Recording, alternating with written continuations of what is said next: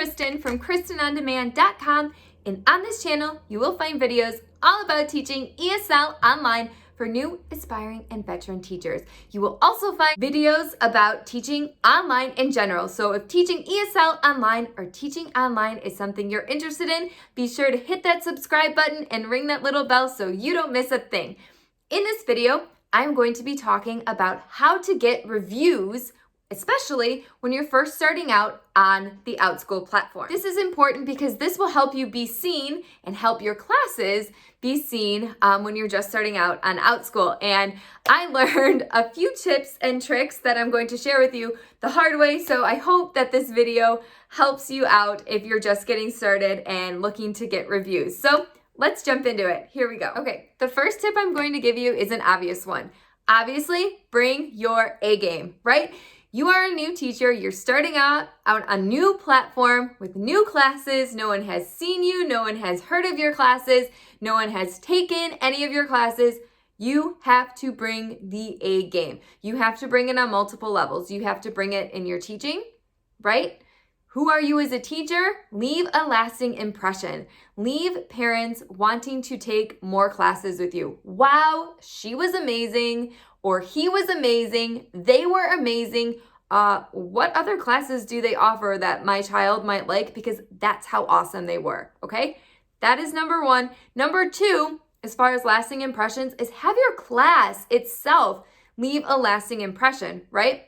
Wow, not only was that teacher engaging and interactive, but their class was as well. I've taken X amount of classes on Outschool, and this class that I took with this teacher stood out to me. I want to see what else they have to offer. What else do they have? My child was engaged. It was interactive. They loved it. They were asking for more. These are the things that are going to help you get reviews, especially in the beginning, because some of these kids have been taking classes on the Outschool platform for a while. So they're like, oh yeah, this is just another run-of-the-mill teacher, another run-of-the-mill class. And based on that, you may or may not get a review, right? It was average. It was just like XYZ class that I've taken a million times. But if you can do something to have yourself and your class stand out against an array of classes that they may have already taken, that is going to be your ticket to getting those reviews, at least initially. And you need those. You need those because that is going to help your teacher profile stand out, and it's going to help your classes stand out as well when you're just starting out on Outschool, okay? What else? What else can you do? And here's where my personal bit of advice comes in. Okay. Here we go. So you may or may not be aware that on Outschool, where it says the amount of classes that you have taught, that is really the amount of sections of a class that you have taught. And if you're an Outschool teacher, you know exactly what I'm talking about. So when I first started on Outschool, I was really gung-ho. I got this class going. It is my most popular class. It is an ongoing class, which means that I have one section of it, I have multiple sections of it, but the one section of it, right, just goes and goes and goes and goes. And I have another section of it just goes and goes and goes and goes. And the next section goes and goes and goes and goes, right? So it doesn't stop, right? Okay. So unless your section goes and then stops, Outschool does not count that as a class completed for you. So I could teach 20 classes in this section and they'll never show up on my profile as completed until I end that section and it's just done, okay? So also, parents cannot review the ongoing classes until the student has taken 3 of them. 3 of them.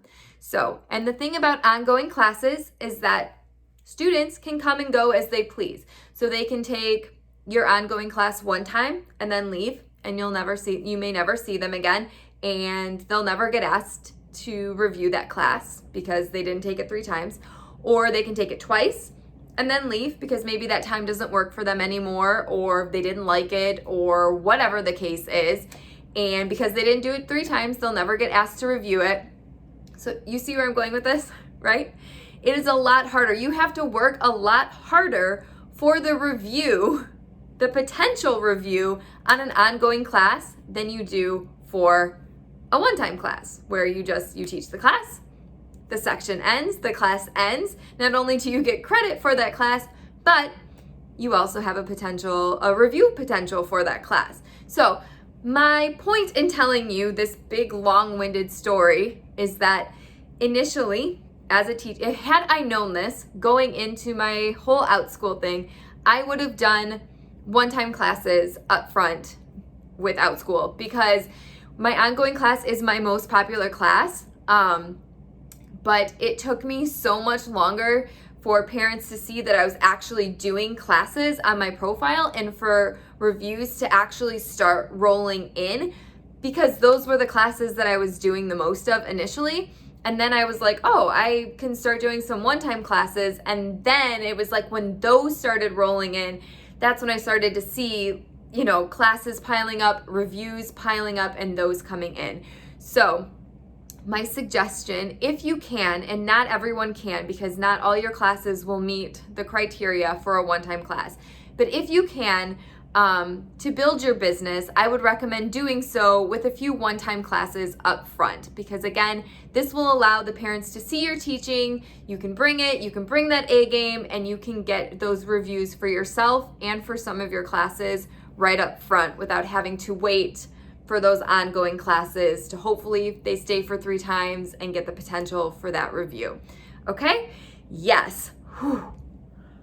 I'll get off my soapbox now. Okay, and the last tip that I have for you, which I actually do not do myself, but some teachers do, so I want to put this out there as an option as well, is you can ask. You can say at the end of your classes, I hope you guys enjoyed this class. I would love to get a review from you. I don't really know exactly how else I might word something like that, because again, this isn't something I do. I like to write to my parents in some of my classes at the end to let them know how their student did, if it's appropriate for the class. You might put a little blurb if you do that in there, something to the effect of, I would appreciate your kind review, something like that. I know that this is something that teachers do as well. Again, not something that I practice, but it is an option. So I wanted to put it out there in this video if that's something that you might be interested in as well, as a way to build up your reviews, at least initially. So again, building up your reviews in the beginning is important because it helps you stand out as an Outschool teacher, and it also can help your classes stand out. Once they get 3 reviews, they get like a cute little tag that goes across and says, oh, this class has 3 reviews or whatever. So once you can build up to just 3, it starts to get like a little fun for your class. So I know that reviews are obviously important on any online teaching platform I've ever taught on. So I wanted to give you a way to help you build that up, especially initially, for your business on Outschool. So I hope you found this video helpful. If you did, please be sure to subscribe below, and I will see you next time. Bye-bye.